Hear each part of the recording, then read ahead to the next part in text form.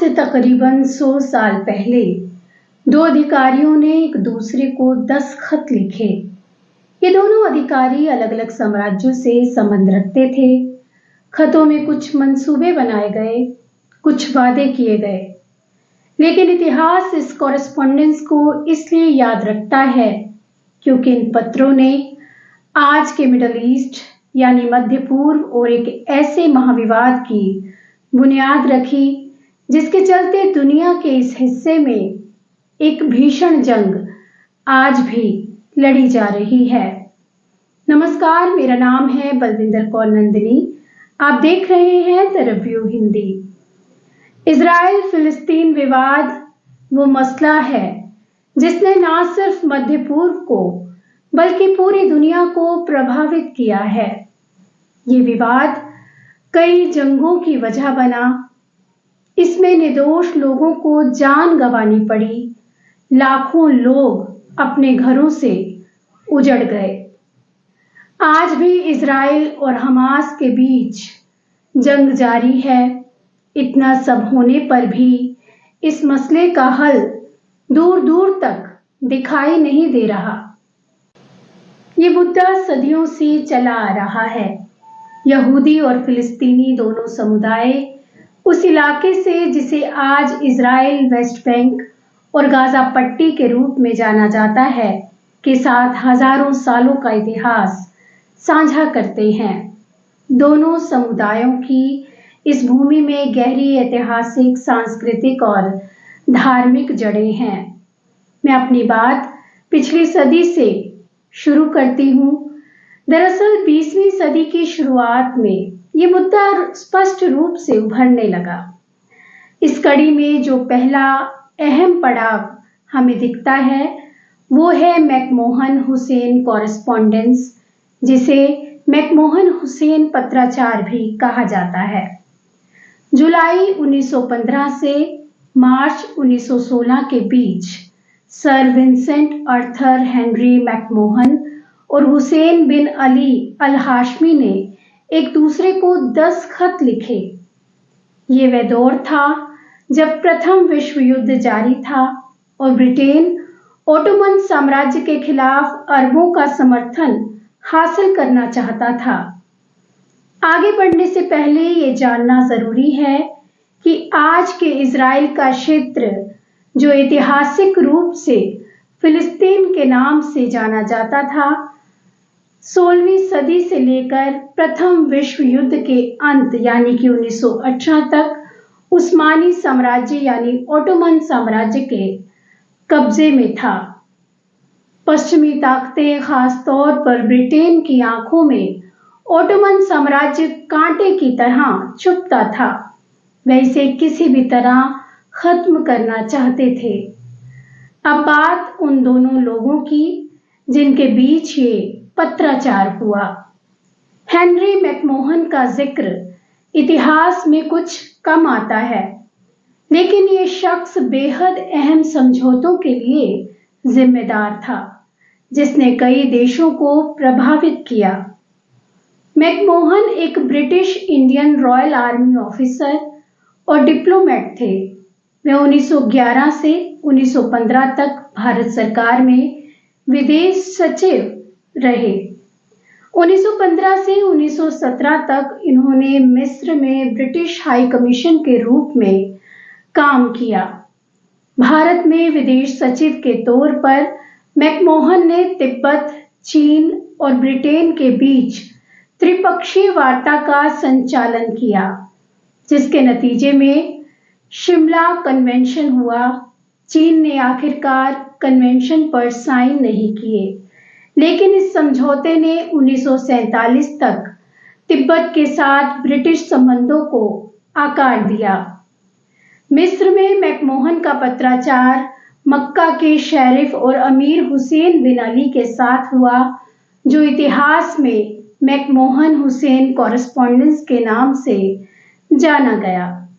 अब बात हुसैन बिन अली की, जिसे कि पहले ही बताया जा चुका है कि वह मक्का के शेरिफ और अमीर थे। संक्षेप में कहें तो वह मक्का के शासक थे।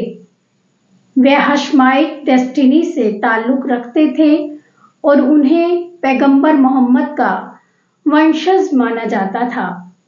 हुसैन 1908 में मक्का के शरीफ और अमीर बने। हालांकि ओटोमन साम्राज्य आधिकारिक तौर पर इस इलाके पर शासन करता था, लेकिन यहाँ के अमीर का पद बेहद अहम माना जाता था। उसे कुछ हद तक ऑटोनॉमी भी हासिल थी।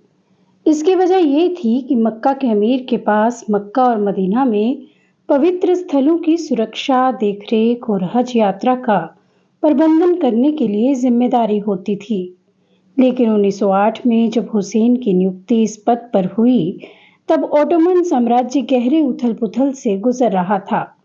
दरअसल साम्राज्य की असली सत्ता यंग तुर्कों के हाथों में आ गई थी। यंग तुर्क तुर्क साम्राज्य में परिवर्तन के लिए एक सुधारवादी और राष्ट्रवादी आंदोलन था। इसके सदस्यों ने साम्राज्य के शासन, प्रशासन और समाज को आधुनिक बनाने का लक्ष्य रखा। 1908 में ये ओटोमन सत्ता को अपने हाथों में लेने में कामयाब रहा।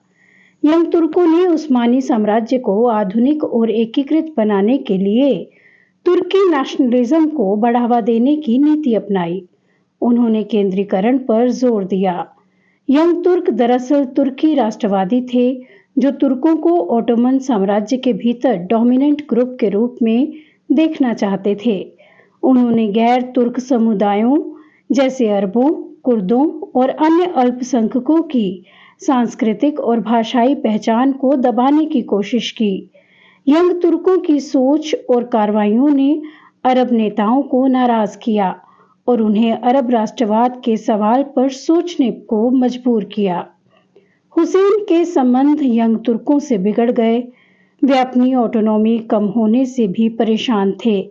फिर उन्होंने यंग तुर्कों की नीतियों को अरब संस्कृति और स्वायत्तता पर हमले के रूप में देखा।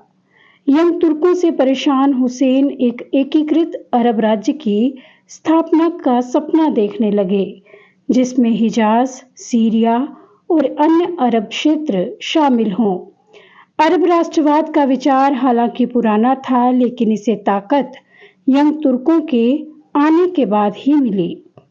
प्रथम विश्व युद्ध ने अरबों और अंग्रेजों को करीब आने का अवसर दे दिया। फर्स्ट वर्ल्ड वॉर मित्र राष्ट्र और केंद्रीय शक्तियों के बीच लड़ा गया। एलाइड पावर्स में ब्रिटेन, फ्रांस, रूस, इटली, संयुक्त राज्य अमेरिका और अन्य देश शामिल थे, जबकि सेंट्रल पावर्स में जर्मनी, ऑस्ट्रिया, हंगरी, ओटोमन साम्राज्य और बुल्गारिया थे। ब्रिटेन अरबों की महत्वाकांक्षा को जानते थे। उन्होंने अरबों को ओटोमन साम्राज्य के खिलाफ विद्रोह के लिए उकसाने की रणनीति अपनाई। ये थी वह बैकग्राउंड जिसके चलते हुसैन और मैकमोहन के बीच पत्रों का आदान प्रदान हुआ। जुलाई 1915 से मार्च 1916 के बीच हुसैन और मैकमोहन ने 10 पत्रों का आदान प्रदान किया। हुसैन ने ब्रिटेन से एक स्वतंत्र अरब राज्य के लिए समर्थन मांगा, जिसमें हिजाज, सीरिया, इराक और बिलाद अल शाम, जिसमें फिलिस्तीन भी शामिल था, के क्षेत्र शामिल थे। बदले में उन्होंने तुर्कों के खिलाफ सशस्त्र विद्रोह शुरू करने की पेशकश की। मैकमोहन ने 24 अक्टूबर 1915 के अपने पत्र में हुसैन को आश्वासन दिया कि ब्रिटेन एक स्वतंत्र अरब राज्य का समर्थन करेगा, लेकिन कुछ क्षेत्रों को बाहर रखा जाना चाहिए। कॉरेस्पॉन्डेंस में मैकमोहन ने हुसैन को तुर्कों के खिलाफ विद्रोह शुरू करने के लिए प्रोत्साहित किया। हुसैन ने इसे ब्रिटिश समर्थन के आश्वासन के रूप में लिया और 1916 में अरब विद्रोह की शुरुआत की। मैकमोहन के पत्रों में विद्रोह को स्पष्ट रूप से अरब विद्रोह के रूप में पेश नहीं किया गया, लेकिन ये साफ था कि हुसैन और उनके अरब समर्थक तुर्क शासन के खिलाफ सैन्य कार्रवाई करेंगे। उन्होंने हुसैन को आश्वासन दिया कि ब्रिटेन अरबों के स्वतंत्रता के उद्देश्य का समर्थन करेगा। हुसैन को विद्रोह के लिए हथियार, धन और रणनीतिक सहायता प्रदान करने का वादा किया गया। अब बात आती है कि इस पत्राचार के बाद क्या हुआ। ब्रिटेन से मिले मदद के आश्वासन के बाद हुसैन ने 10 जून 1916 को मक्का में अरब विद्रोह की औपचारिक शुरुआत की। ब्रिटेन ने हथियार, धन और सलाहकार प्रदान किए। अरब विद्रोह ने ओटोमन साम्राज्य को कमजोर करने में महत्वपूर्ण भूमिका निभाई। अरब विद्रोहियों को बड़ी सफलता हासिल हुई, लेकिन उनका आजाद अरब देश का सपना पूरा नहीं हुआ।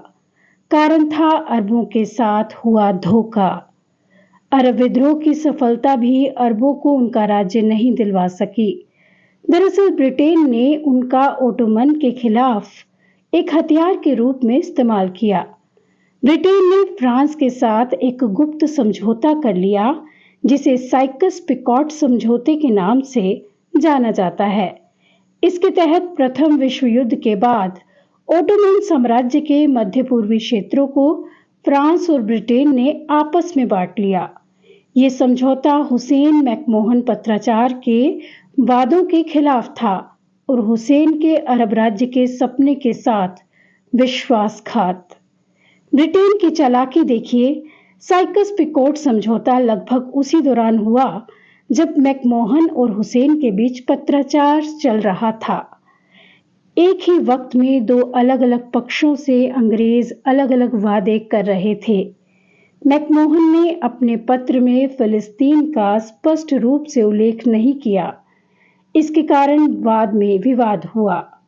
अरबों का मानना था कि फिलिस्तीन स्वतंत्र अरब राज्य का हिस्सा होगा, जबकि ब्रिटेन ने बाद में दावा किया कि फिलिस्तीन को बाहर रखा गया था। हुसैन ने मैकमोहन के पत्रों को इस तरह समझा कि फिलिस्तीन उनके प्रस्तावित अरब राज्य में शामिल होगा, क्योंकि ये बिलाद अल शाम का हिस्सा था, जो ऐतिहासिक और सांस्कृतिक रूप से अरब क्षेत्र था। फिलिस्तीन का धार्मिक महत्व यरूशलेम के कारण और अरब सांस्कृतिक पहचान के चलते उन्होंने इसे अपने अरब राज्य का स्वाभाविक हिस्सा माना। 1917 में ब्रिटेन ने बाल्फोर घोषणा जारी की। ये हुसैन की एकीकृत अरब राज्य की दृष्टि के लिए एक बड़ा झटका था और इजराइल राष्ट्र के निर्माण की ओर एक अहम कदम। अब तक आप समझ गए होंगे कि इजराइल फिलिस्तीन विवाद को खड़ा करने में ब्रिटेन का कितना बड़ा हाथ है। लोगों को बांटने में ब्रिटिश साम्राज्यवाद को महारत हासिल है, जैसा कि उसने भारत में भी किया। अगले वीडियो में मैं आपसे ब्रिटेन फ्रांस के बीच हुए गुप्त समझौते, प्रथम विश्व युद्ध के बाद मध्य पूर्व के बंटवारे, सबसे अहम बाल्फोर घोषणा के बारे में बात करूंगी। साथ ही बताऊंगी कि ब्रिटेन की गद्दारी के बाद हुसैन के हाथ क्या लगा। तब तक के लिए नमस्कार।